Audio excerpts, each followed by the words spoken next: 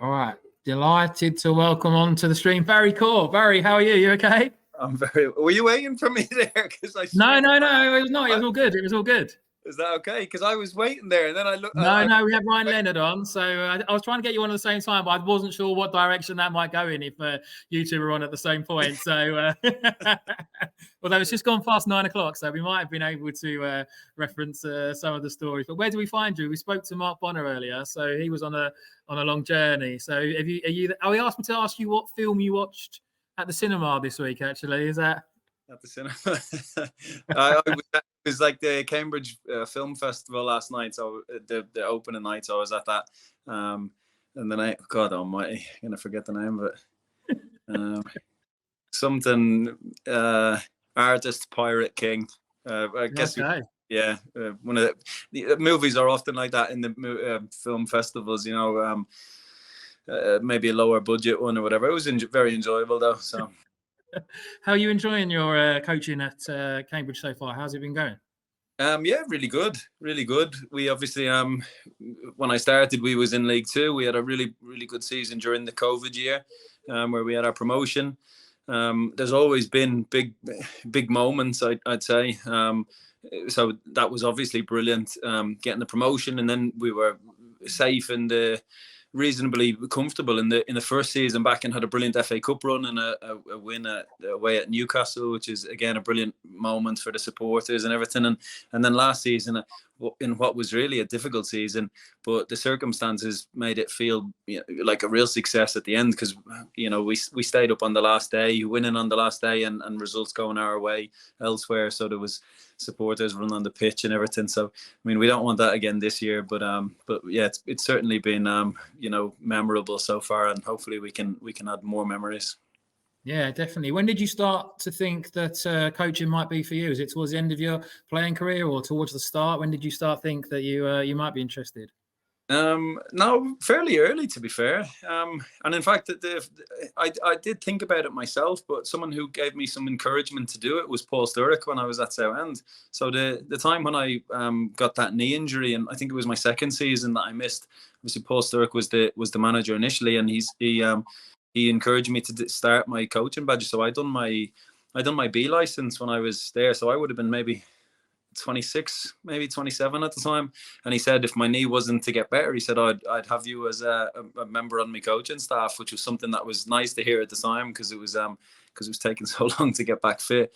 But yeah, he was the first bit of encouragement. But I think it was always something that I would have been inclined to do.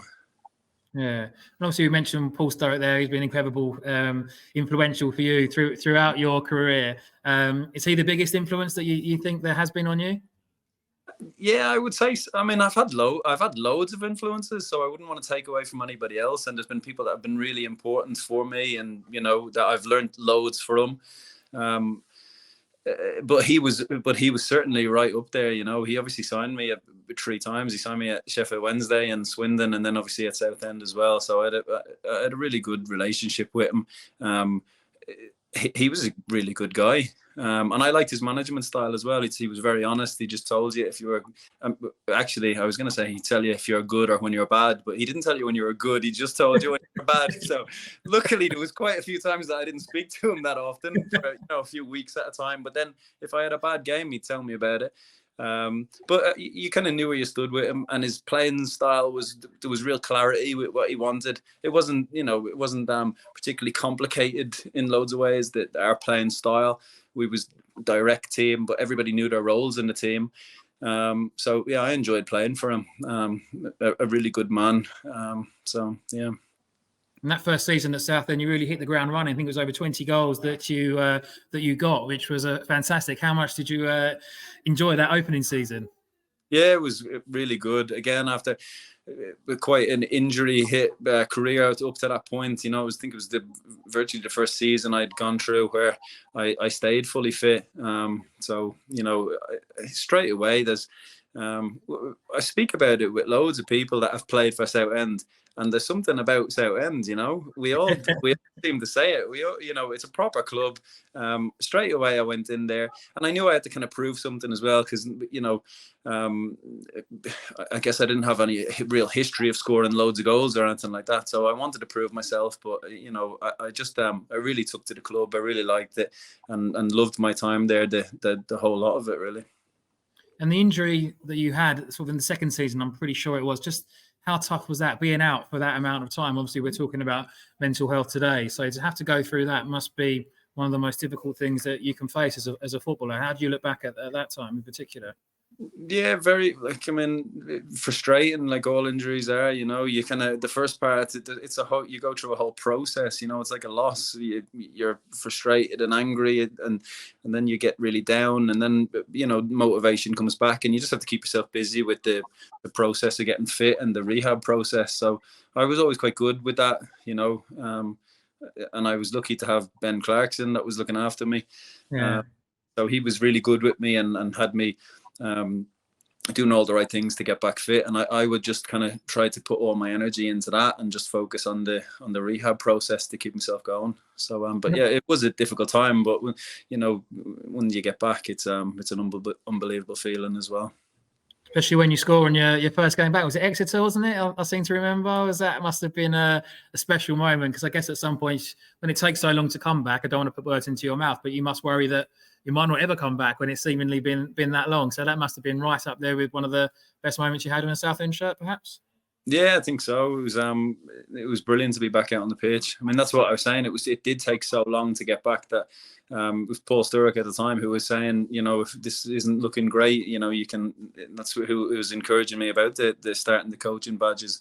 But I knew that I knew eventually I'd get back fit. If you just keep working and keep trying, you'll eventually get there. But yeah, it was real relief. It was a really nice day. The Exeter game. I remember in the warm up as well, because I didn't even actually train that much with the team. Oh really? Yeah. Yeah. Paul Sturrock just kind of said, "Oh, you need to just get. It's been so long now. I'm just putting you back on the pitch." I remember warming up, and my back started to go into a spasm, and I was thinking, "Oh, this is ridiculous." But I went on the pitch. My back was tight as anything, but I managed to then dropped for me and scored a goal. So that was nice. Yeah, and your scoring record at Southend was always very impressive, and you'll always be remembered for that promotion season as well, which ended at Wembley. What are your sort of memories of that year? It must have been really something special to have been a part of. Yeah, it was so good. The way it happened as well. We obviously. I mean, you wouldn't change it looking back because of the day that we had, but I remember the disappointment at Morecambe. We had so many supporters there. I think we had more support than the home fans, but we just didn't turn up on the day, and I think they beat us 3-1. And obviously, if we had won the game, it would have been promotion. But then, if we did, we wouldn't have experienced the Stevenage games in the playoff semi-finals. And then obviously the final itself, which was just unbelievable. And I'm sure all the Southend fans, it wasn't even a good game. It was pretty boring. Not really. I mean, a lot of games with Wickham, at that time probably were boring. Loads of restarts, really slow. But the excitement at the end and the way we'd done it was just unbelievable. It was that was the best moment, just in terms of a moment when Dan Bentley saved the penalty and we got promoted in that moment, and when Joe Pigott scored the goal. Yeah. A couple of moments just for 10 seconds where I was just in a different place. I'm sure we're the same. I'm sure all the same. Yeah, definitely. And you set up that goal as well. What do you remember about Jake? It seems to go where I was. It almost seemed to be in like slow motion on the way to the back of the net. You would have been a lot closer to me. So, what do you remember about Joe Pigott's goal and your assist? Yeah, God, I remember. I don't remember anything of it really. At the time, I've seen loads of replays, obviously. Yeah. I think it was Mars Weston went down the left side. No one's really gone out to engage him, so he's travelled loads. He's travelled really far up the pitch and crossed it in, but it was behind me, and I thought there's no point in trying. I won't try to score, but it would have been super selfish for me to try to head it towards goal because there was no way I would have scored. So I seen Pigs, who was always, I have to say, he was probably the best striker that I've played at just being close to me when something direct went to me. So he was always, I think he knew that if I could pin a defender or something, or knock it down to him. So he always, when the ball came up to me, he was really, really good at getting close to me and getting around me so he could get knockdowns. And he was right there. So I just tried to cushion the header as much as I could. But to be fair, I think he has to take the majority of the credit on that one. It's definitely all in the assist, and that was probably your last touch in a Southend shirt as well, wasn't it? Was that a tough decision to make moving on, or was that the right thing that you needed to do at that point of your career? It was definitely a tough choice, but it was when I go back again, as much as I can honestly say I didn't want to leave. I'd love to have stayed, but it was the money that was being offered was just so much more, and for some people talk about, there's no loyalty in football. Like I have my young family and everything, and when we don't earn a fortune, so we have to look after our future as much as possible. The money that Southend were offering was like miles less than other clubs. So I wouldn't go back now, even as much as I wanted to stay. I had to make the decision I did, and I still enjoyed. I went to Cambridge. I was really impressed by what their plans were, and was happy to sign there. And I've been at Cambridge ever since. Obviously playing and now coaching, and it's a brilliant club and it's a beautiful city. So I've had a brilliant time here as well. And your goal scoring record was excellent there as well. Was it? And then you had to retire. Was that hard for you, or had you got to the point where you'd accepted that, or is that very difficult for a sportsman when that's been your life for so long that you suddenly have this big change? How hard was that for you to adapt? Yeah, definitely really hard. And you obviously do brilliant work for charity, and people, I guess people don't talk as much as they should. And I didn't talk really, but I definitely had times when I probably was depressed and felt, because football, and for every footballer, and I'm not talking exclusively at myself, it's such a big part of your identity, and we generally, you make it to be a footballer probably because you're so passionate about it, and you're obsessed by it. So otherwise you wouldn't make it. So when that just stops, it's really hard to deal with. So it was a difficult time, but I was probably getting to that point. I'd got an injury at Cambridge. I was out for quite a while, then I kept getting more injuries, and it was at the point where I was training a couple of times a week just to be a sub on the Saturday, play 20 minutes or half an hour at the end of a game.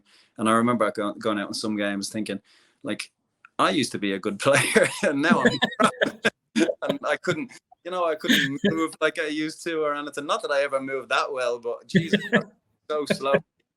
And it was so then you're a little bit kind of, the standards that you've had in the past, you can't keep to them because you can't train as much, and sometimes on the pitch thinking, Jesus, this, like, before I'd have got to that ball, or I'd have been able to do this or whatever, and you think, God, I'm not the same as I was. And then a decision was really made for me because I was struggling anyway for 6 months and just basically starting a very odd game, training very rarely.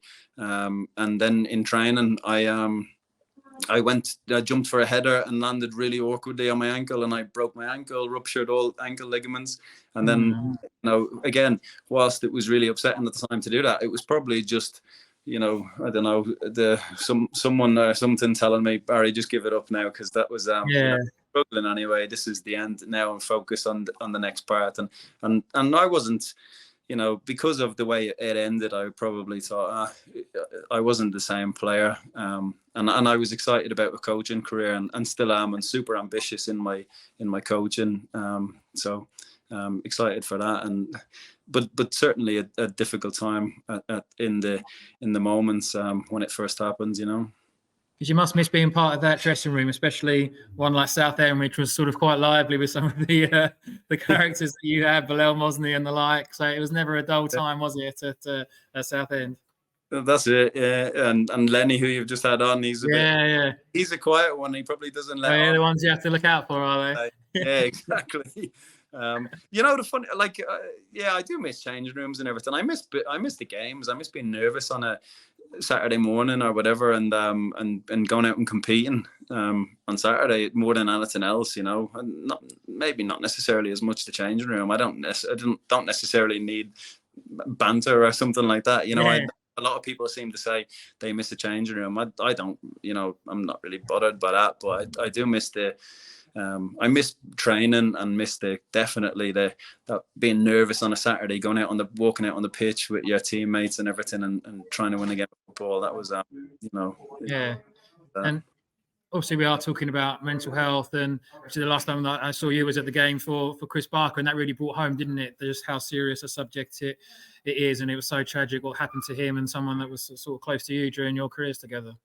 Yeah, exactly. No, it's awful. And I had spoken to Chris only a couple of times since we obviously went off in our different directions after Southend, but he was, you know, proper captain for the club, a real leader, you know, such a no-nonsense guy. Never would have thought anything like that. So it's really awful what happened, you know. Yeah. Do you think, obviously moving on from that, in terms of sort of football, do you think football's in a better place now to approach those kind of things compared to when you first started out as a player, or do you think there's still sort of progress that does need to be made? I'm sure there is still progress to be made, but it's something that's highlighted much more now, and it is in every, you know, not just football. It's highlighted in all society, and people I do think are, you know, finding that people talk more now. There's not that old kind of you know, you have to be a man, you have to be a tough guy if you don't say anything and just get on with things. It's fine to show your vulnerability and say that you suffer in certain moments, because what will end up, whoever you say it to, they'll say, actually, I suffered in that way as well, and then it just builds more conversation. So I think it's much better than it was, and it's something that people will be more open to, because everybody, it's normal to suffer a little bit, you know. I've done what was a great help to me during my time when I retired from playing and I found it difficult was I'd done a degree in psychology, and one of the okay. Yeah, so, and it really was a great help, because I learned loads about, you know, fear and sadness and depression, and certain ways to combat, and strategies to help you if you're, you know, thinking in a particular way. That was really good for me at the time, but so many people suffer. It's normal to suffer. So people have to understand that as well, and talk about it, and realize it's not, you know, people aren't alone in it. Brilliant. Well said. Fantastic. That is great. Real honour to have you on the screen tonight. Thank you so much for taking time out your evening, and all the very best for your game tomorrow and moving forward as well. Cheers, Chris. Appreciate it. Cheers, Barry. Thank you very much.